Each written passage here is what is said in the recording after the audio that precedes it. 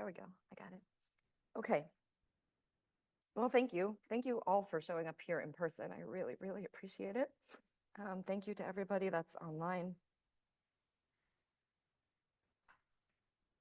I was excited to welcome you guys into the first grand rounds of 2025 with some irony, but here we are today with so much irony, and I'm just really grateful to be here with all of you and to have had the absolute honor of being one of Jim's mentees.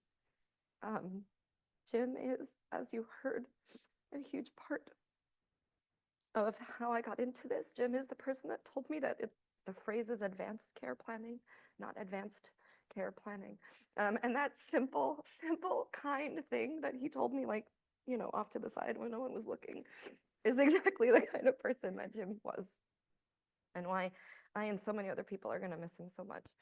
And so a lot of what I'm going to talk about today is directly and indirectly related to Jim's mentorship and friendship, and also that of so many other people in this room, Karen, others. So I hope that this is somewhat inspiring in the dark.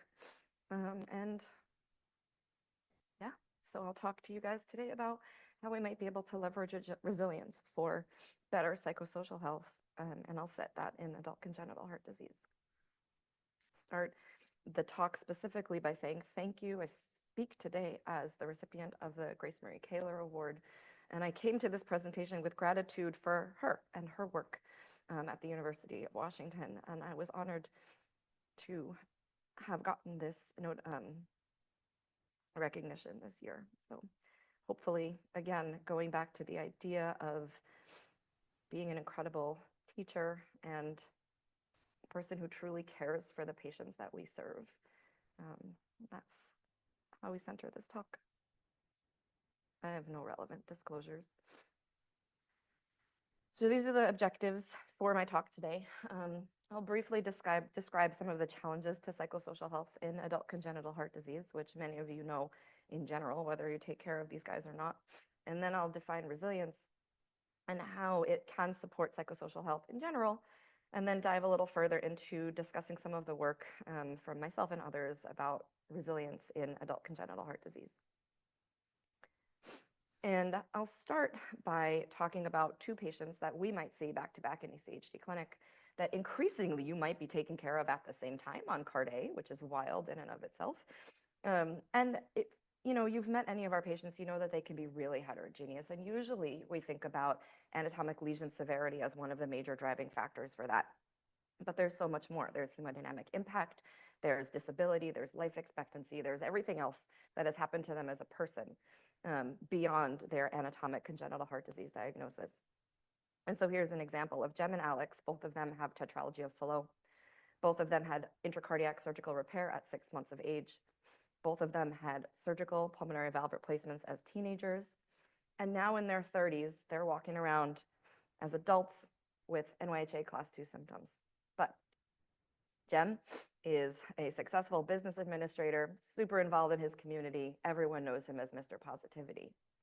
But Alex is unable to work, and she's isolated and generally unhappy related to severe anxiety and depression that she's developed as a result of living with her congenital heart disease. And these two people look so alike in almost all of the ways that matter in the majority of medicine. And we have to do better at recognizing the rest of it, the rest of the emotional side that really impacts the day-to-day experience of our patients and honestly ourselves, because the compartmentalizing that I'm using real hard right now, but that we've all learned is only so good and only sometimes. So obviously ECHD impacts many aspects of our patients' lives. It affects how patients think about themselves, how they form their identity. It impacts their adult decision-making, right? Like, what kind of job do I pursue? Do I want to have kids? And more we're learning that living with adult congenital heart disease is a source of significant psychological distress for a lot of people. In one of the studies that I conducted as a fellow, a patient who had like an ASD, said this, and I was kind of blown away that she felt so affected by something that was not really ever going to hurt her and that she didn't even remember having fixed. Um, this physical side of things feels really straightforward to me, but the emotional experience of the whole thing is a completely different monster in itself. And it's that idea that serves as a driving force for much of the work that I do. And this emotional burden can have seriously detrimental effects on quality of life as well. Obviously, some of the physical and cognitive limitations that we see in ACHD can be part of it, but there's also this group of psychosocial issues. Mental health problems is really what I'm going to focus on today, but also altered social interactions, low self-esteem, image, and then systematic things like prognostic uncertainty, looming badness, right, that everyone has said was going to happen at some point in your life, but no one could tell you exactly when. And then frustration with things that should not be a problem, like having the right insurance to be able to get care at an ACHD center and just navigating the medical system in general. It's hard enough for us to do that. I think we've all had that experience. Imagine doing it as someone who doesn't have inside connections and knowledge. And I want to focus today, of course, on that group of psychosocial challenges, in particular poor mental health, which has proven itself to be a huge, huge problem in this population internationally and consistently. And across multiple studies, a high prevalence of a variety of mental health disorders have been identified, in particular anxiety and depression, and also now PTSD, which are experienced in upward of 1/3 to 1/2 of our patient population. And that's much more prevalent than in the general population. And together, mood disorders are now recognized as the #1 non-cardiac ACHD comorbidity, especially when you take into account how under-recognized and how under-treated these things are. Many factors are recognized to contribute to the psychological distress that underlies a lot of these poor mental health issues.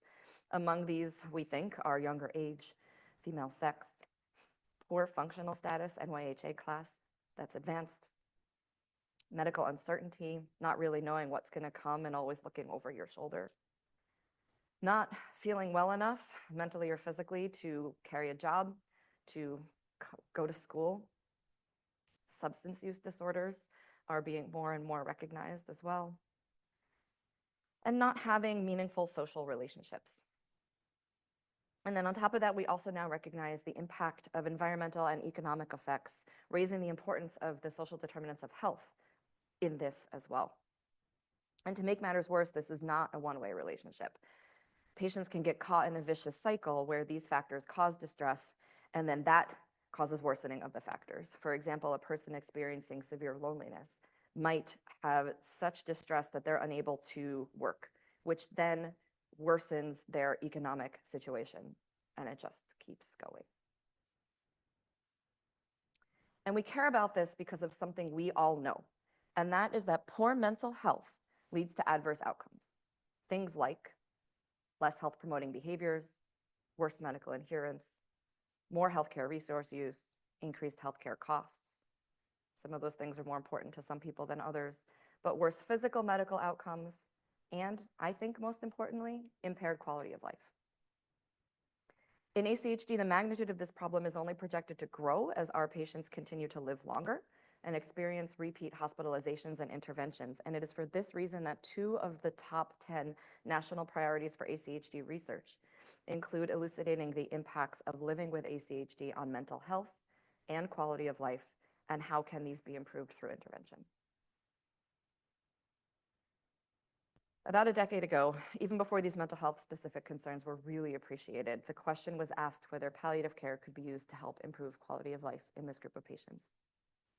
I and a few others conducted a handful of studies on palliative care in adult congenital heart disease. And we learned, yeah, that palliative care might indeed help avoid unnecessarily aggressive care at the end of life, and that patients thought advanced care planning seemed like a good idea. But these concepts were really hard to grasp in a patient population that largely lives in the outpatient setting, may not remember being sick as kids, and are young adults who are invincible at baseline, right? Patients wanted tools to help them cope with the everyday stuff that they had to manage, the emotional burden of living with their ACHD for those who felt affected by it. And even that is only a proportion of our patient population. And so we thought maybe focusing on something less focused on severe illness and end of life, like resilience, might be the answer. So what do I mean by that? Resilience is a widely known and really, really broad concept, especially after COVID. I think this became a buzzword when we were all trying to figure out how to reconnect and get through that time. But resilience is used differently depending on the subject area. And in general, it is something's or someone's capacity to resist or recover from a stress. And resilience is often considered a noun, but in behavioral research, we think of it more as a process. And so psychological resilience is the process of harnessing personal resources to sustain physical and emotional well-being in the face of stress. Some baseline resilience is inherent in a person's personality or genetics, but resilience is and can be developed and strengthened, both through life experience as well as through targeted intervention. And using resilience to promote psychosocial health is part of the movement of positive psychology, which we recognize in some of medicine, but we're not very good at. And the positive psychology movement is really part of the study of optimal human functioning, where we think about identifying and promoting the factors that help people thrive, rather than reacting and focusing solely on dysfunction and maladjustment. A number of factors contribute to a person's resilience, and they're all interconnected. So I really, really like this graphic. And all these little puzzle pieces can loosely be grouped into categories of effectively managing stress and strong emotions, setting achievable goals, reframing negative or counterproductive thoughts to either positive views of the situation or at least actionable views of the situation, and then making meaning of a really hard situation.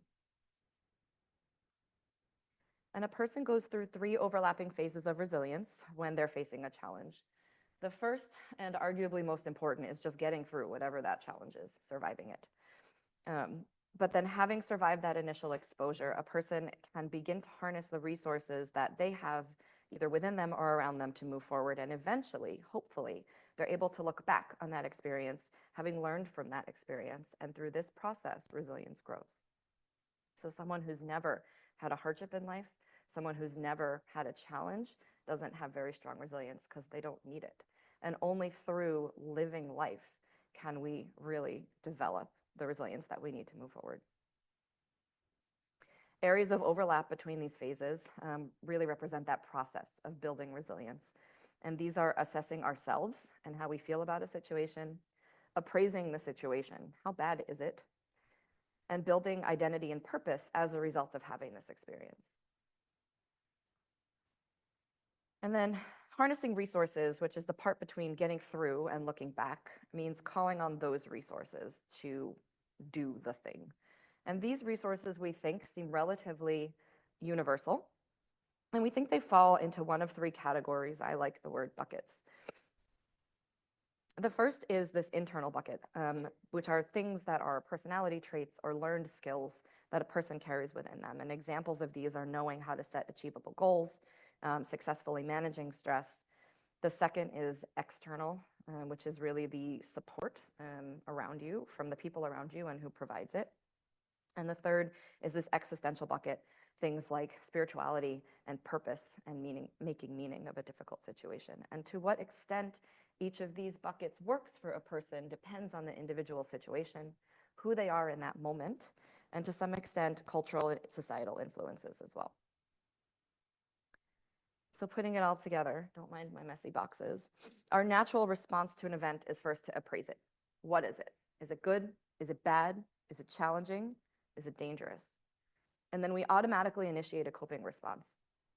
And that response may or may not affect the event outcome, but it will yield either a positive or negative emotional response. And some of the things that impact this thought process are our personal characteristics, as well as a person's resilience that they bring to that situation and their resilience resources available to help them manage it. And then after the event is over, learnings from that experience feed back to alter that person's resilience ahead of the next event.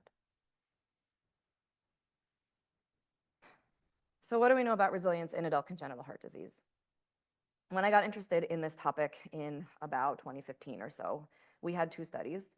One was done in the UK on all comers with congenital heart disease, and sorry, that was in Korea, and one was done in the UK of adults with tetralogy of Fallot.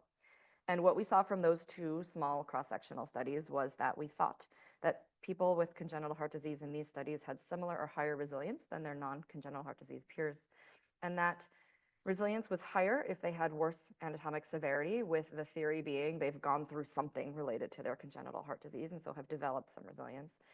Higher if they were religious or reported feeling religious, and maybe that reflected community connection and that social piece. And then higher if they had a better functional status. And in both studies, resilience was associated with better health-related quality of life. And so the conclusion from both of these studies was that maybe there's a place for resilience-building interventions to help this group. Based on this, that group from Korea published a study of a homegrown group-based 3-hour intervention that was meant to build resilience. And they reported immediate post-test increases in resilience scores. But the analysis was superficial, and there was no discussion of whether this was truly a change in resilience or if it was just that it was exposure, since it was all within a 3-hour window. Yeah. They were adolescents and young adults. And then around that same time, two other groups published studies of behavioral interventions meant to decrease psychological distress and increase coping, but neither of these went as far as resilience, although they did look at some resilience tools. And so that brings me then to the discussion of the last few years of my work in our research program. We designed a series of studies, first intended to broaden that understanding of resilience from those two studies, what resilience looks like in adult congenital heart disease, so that we could then conduct a pilot study, which turned into a larger study of a clinical trial, validating in ACHD a previously validated resilience building intervention. And I'll talk more about that in a bit. And what we learned from this group of studies, first and foremost, is that yes, resilience does seem to be connected to better quality of life, which is encouraging. And also the factors associated with higher resilience seem to be having higher education, being married or partnered, that religious and spiritual connection showed up again here. And then of course that positive functional status, feeling that perhaps people who are able to keep going and feel that they're still contributing and creating the life that they want are able to feel more resilient.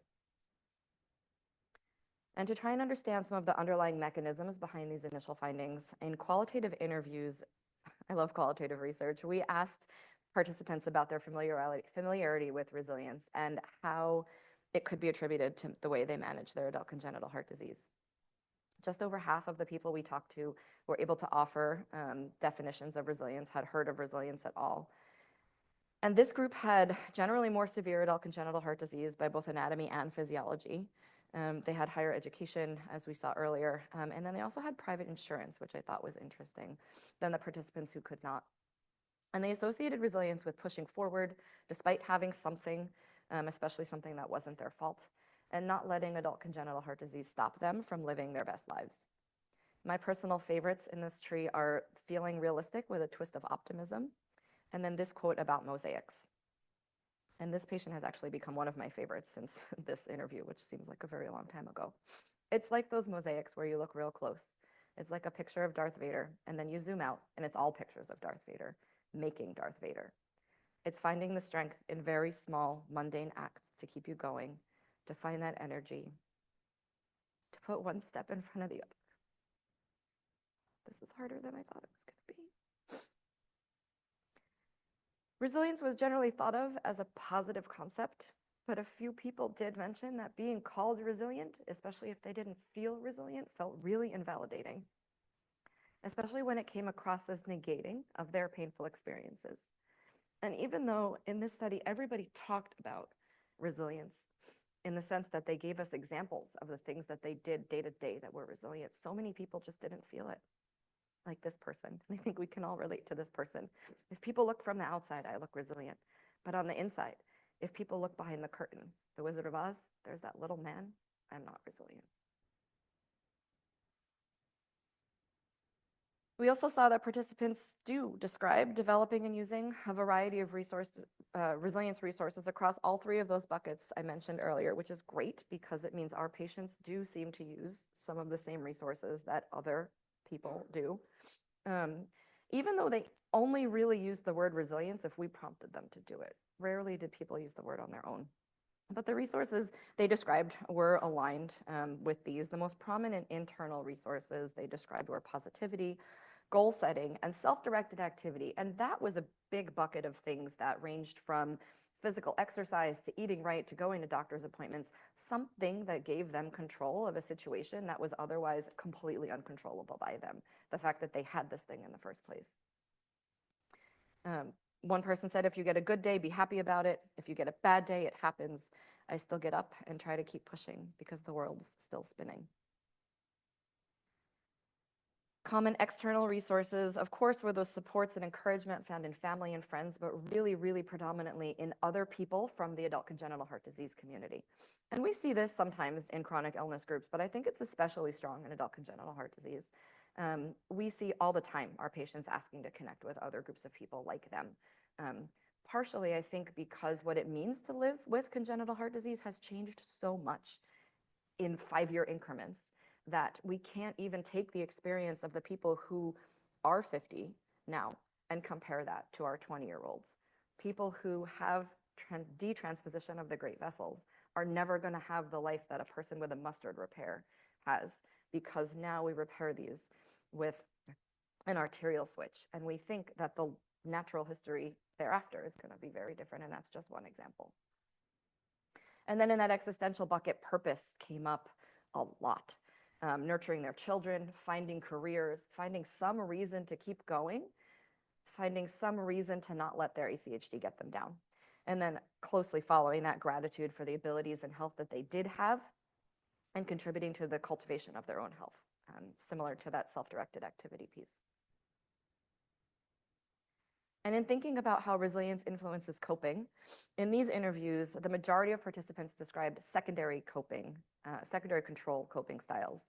And that means adjusting someone's hopes and expectations to match or align with the reality of the challenge, not necessarily changing the thing itself. In primary control coping, the person tries to change the stressor. And this isn't really unexpected, right? Because the health events and the progression of adult congenital heart disease are largely outside of someone's control. And I want to briefly call out distraction here because it is a little bit of a controversial coping mechanism. Too much distraction can be counterproductive, but in the right doses, sometimes it's great. And I love this quote: "I go bigger and have more fun. It'd be cool to rent a pirate ship and sail the Catalina Islands with 2 cannons. I don't have to worry about heart disease when you're drinking wine on Catalina Island." And most participants had a first-line set of coping strategies that they developed with time and experience, and they were their go-to things that they leaned on when times got tough.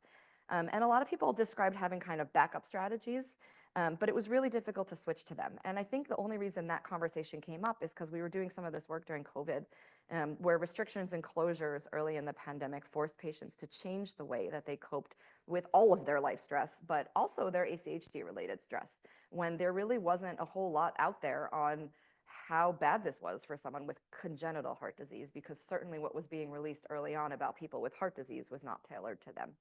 And only through the dedicated efforts of some great people in the ACHD community did we have real information to help our patients get through. But being prohibited from exercising outside the home and the loss of routines and the loss of the social support from other people in their lives was really a huge cause of anxiety and distress in these patients. And strikingly, this made many of them feel even more vulnerable than having the ACHD itself. So many people were like, I am going to die of COVID way before I'm going to die of my congenital heart disease. And that was kind of sobering, I think. And across both of these studies, we kept seeing over and over and over clues about some of the influences of the social determinants of health on resilience. The CDC groups the social determinants of health into 5 primary categories, which are shown here. In quantitative analyses with our sample, economic stability and healthcare access and quality stood out, perhaps not surprisingly given the need for consistent and good healthcare among our patients and the expenses of living with a lifelong chronic condition. And then touching both of these social determinants, variables reflecting, of course, financial status were associated with higher resilience. But then in qualitative analyses, discussion of all 5 of those major social determinants came up. And here too, economic stability and healthcare access and quality were the most prevalent.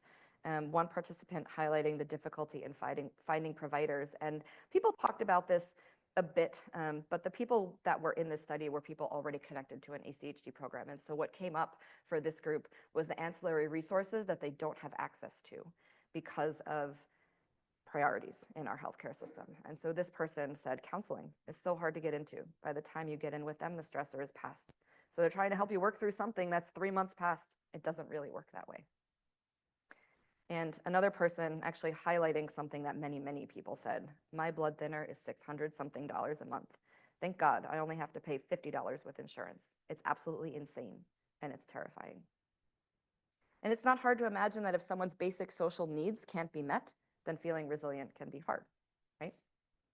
Finally, from this work, and exciting for me, given my interests in advanced care planning, we also found that people who reported higher resilience also reported feeling more comfortable discussing advanced care planning with their family and their friends and their ACHD clinicians.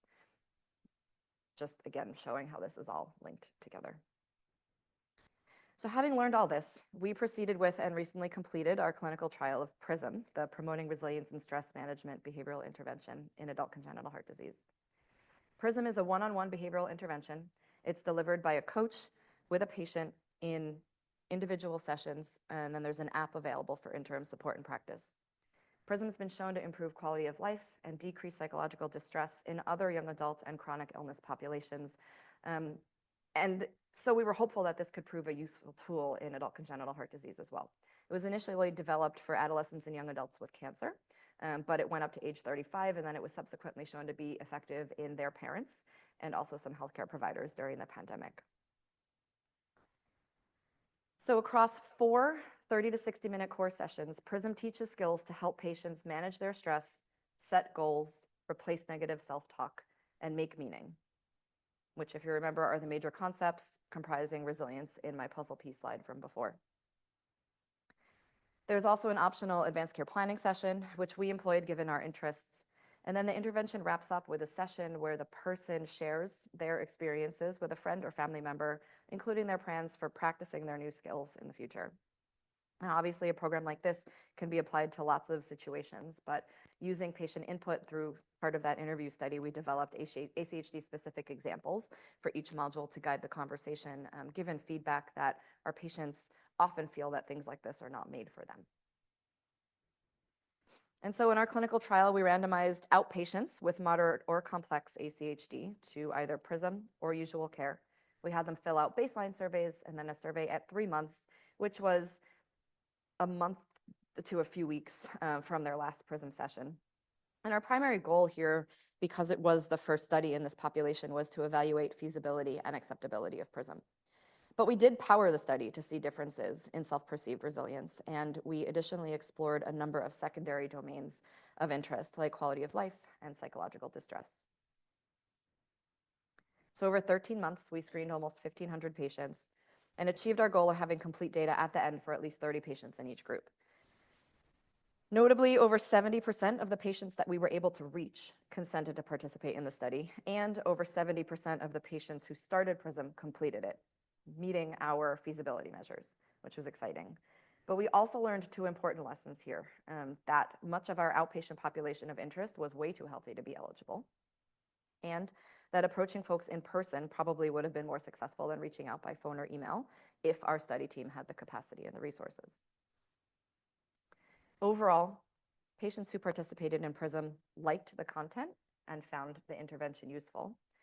The advanced care planning session was the most polarizing, but in general, people saw value in doing it. And people who were currently experiencing periods of high healthcare utilization, those who had higher symptom burden, and those who were undergoing cardiac procedures while they were in sessions, seemed more receptive to the skills. and cited PRISM as having a larger effect on their ability to manage their ACHD-related stress as compared to people who felt minimally impacted by their congenital heart disease. Efficacy-wise, although we did see effects going in the right direction for all of these outcomes, all of our effects were non-significant. And so that was a sad for me. But we learned a lot of things and actually has inspired our next steps. So from this clinical trial, aside from me actually learning how to conduct a clinical trial, we learned that PRISM is desired and useful for this patient population, but that it's maybe more meaningful if there's a recent or upcoming health event, that it's feasible, and better if approached in person, and better if we can offer flexible hours that help meet the life needs of the patients that we're involving in it. And that it's not effective, but only in this sample. So do they need to be different somehow? Do they need to be sicker? I don't know yet. And where we're going from here now, since it seems that our healthy outpatients may not be quite the target population for an intervention like this, we wonder if more of an acute population would be that. And so it turns out that we know almost nothing about our patients' acute care experiences other than a handful of studies around periprocedural trauma, and that's mostly in kids and young adults.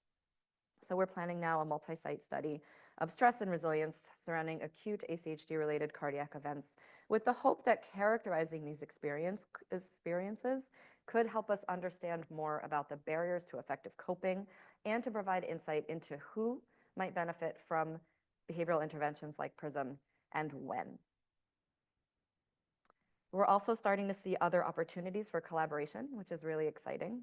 A colleague recently published results of a pilot trial of a similar, although group-based intervention, and in adolescents with Fontan-palliated congenital heart disease, reporting positive effects on resilience and depressive symptoms. So I don't think we're quite to the tipping point in this niche yet, but I'm optimistic that we're expanding, and hopefully this will yield clinically actionable results for our patients in the not too distant future. So I want to spend the last couple minutes of my talk sharing a few tips for what we can do to help our patients feel more resilient. And I initially didn't have these in here, but I added them in because I think that everybody can use them, even though they're framed for our patients with congenital heart disease. So first, supporting sense of coherence. I didn't talk about sense of coherence in this talk, but it is, we think, an internal resilience resource that helps people in that part where you get to the point of wanting to and being able to move forward. And sense of coherence has three components: comprehensibility, manageability, and meaningfulness. And so for our patients with ACHD, comprehensibility can be promoted by combating uncertainty with education about their congenital heart disease and what to expect in the future.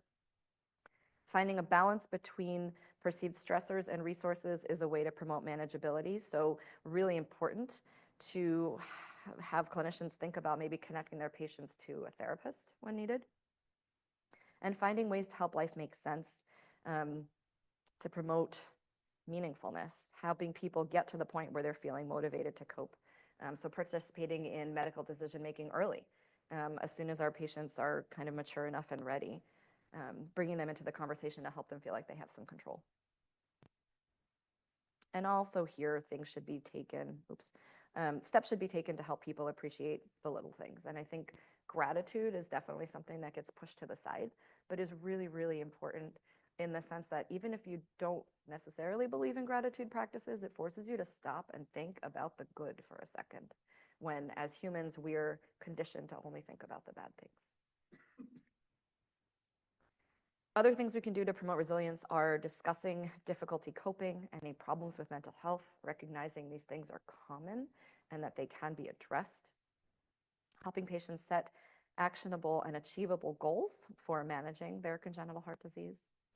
And we should also engage in exploring patients' motivations for their medical care and what's important to them, which ironically is the foundation for advanced care planning. And then also assessing the status of our patients' social determinants of health. And an important thing to note here is that we need to actually address these things with knowledgeable and tangible resources to do something about them. It's not enough to just observe the problem anymore. Like at the beginning of adult congenital heart disease, when we were like, wow, these kids are dying, we need to make them live, we found a way to do that. And now we need to find a way to help them thrive. And then one last slide of tips to help our patients be more resilient.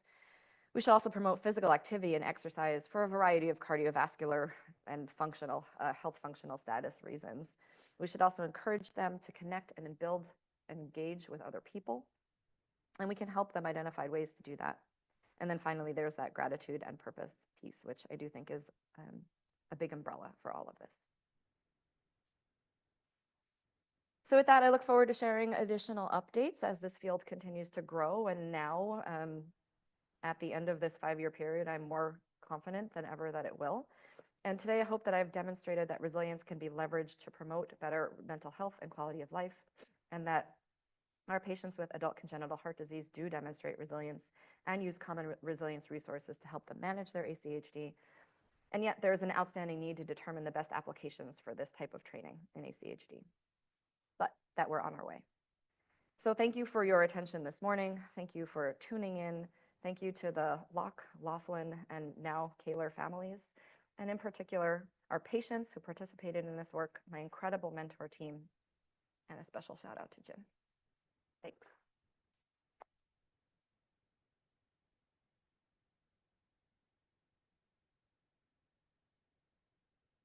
Audience questions? Hold on, you got the mic? Oh, he's ready. Is it the mic? First of all, I'm a huge fan of your work, Dr. Steiner. I think you know that. You started with a high yield population, but I think a lot of your work applies to non-ACHD patients too, which you're just very humble about it, including ICD and VT patients. So my question related to my earlier age question is, you mentioned the non-significant findings, do they need to be sicker? And I guess I wonder, do they need to be younger? I don't think about resilience as deeply as you do, but I think of it sometimes as a foreign language. It's easier to pick up at a younger age, maybe. So did you find any in sub-analyses that you had greater efficacy at younger ages among your RCT cohort in PRISM? In our work, we didn't, and I think it's just too small, but that has been shown in other populations, and so I do believe that that's true. And I think we know that in congenital heart disease, this conversation cannot start, certainly here at 21, when they transition from children's. It is absolutely gonna take a bigger effort and a more lifelong perspective to start this work earlier, and I'm really, really glad that Melissa Cusino is the person who's working on some of the resilience work in adolescents, because it really needs to start there. And we're collaborating, if this R01 gets funded, with 2 systems that are integrated children's and adult hospitals, so maybe some opportunity to reach down to some younger ages as well. Okay, great, thanks. Thank you for doing this, and your work's fantastic. You talked a lot about how that back and forth between how social determinants of health affect resilience and how resilience impacts quality of life. Do we have data that talks about how direct interventions on impacting those social determinants of health changes resilience rather than targeting the resilience? Do we have any experience about how, say, providing universal health care or food security or something like that as the intervention impacts resilience, either through interventional studies or through sort of natural history studies, like a community went to universal health care, and how did that change people's resilience? We don't have those things in congenital heart disease yet. And at least in the US, part of that is our denominators and long-term follow-up of people. We do have that in other populations. And we do, to some extent now, have that in cardiology with some of the racial and ethnic differences and the impact of the social determinants of health in that sphere. But no, we need more of that. And I think there's hopefully an opportunity where we can leverage countries that have more encompassing healthcare to do some direct comparing, but we don't have that yet. Jill, that was a fabulous talk. I'm curious that your last couple slides on the sense of coherence, because sense of coherence has been, as you know, like that's been associated with cardiovascular outcomes in lots of different patient populations around the world. And I'm wondering if you know of studies that have specifically attempted to, because I think there are, like boost people's sense of coherence in those 3 buckets.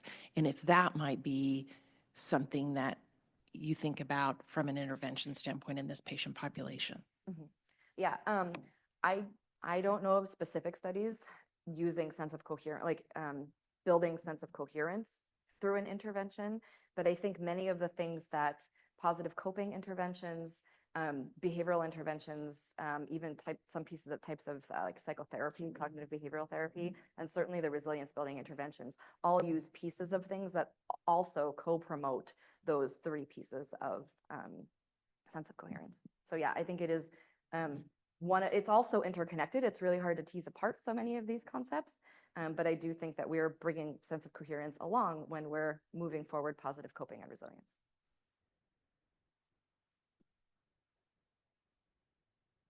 There are a few Q&As which came up. Outstanding presentation. One question you can defer, but since it was up on the screen, unbeknownst. What do you hypothesize as barriers to effective coping in your most recent work? A lot of it is just not feeling good enough. And I think one of the biggest contributors to that is feeling isolated and feeling alone and not feeling like you have the credibility or support to change your situation. And I don't know what the right way to fix that is other than to help people be connected and to make people feel like they are good enough, which is easier said than done a lot of the time. But for our patients specifically, another one is just that complete uncertainty that we, even with all of our knowledge, can't tell them when the bad thing is going to happen.